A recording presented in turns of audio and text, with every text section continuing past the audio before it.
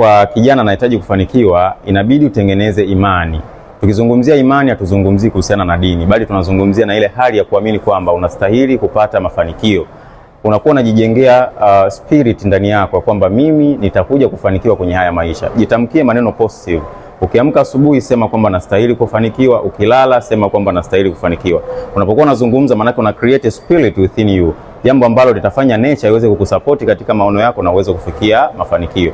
Kwa hiyo unapokuwa na imani, faida ya kwanza ni kwamba hata tukitokea mazingira ni magumu, labda unaona mambo hayaendi, bado hautakuwa na moyo wa kukata tamaa. Utakuwa una push kwa sababu tayari una maono ambayo umeyatengeneza ndani yako na una imani juu ya hicho kitu kwamba kitakufanikisha. Kwa hiyo kijana yeyote ambaye unapambana popote ulipo, cha kwanza tanguliza imani kwenye hicho kitu unachokifanya.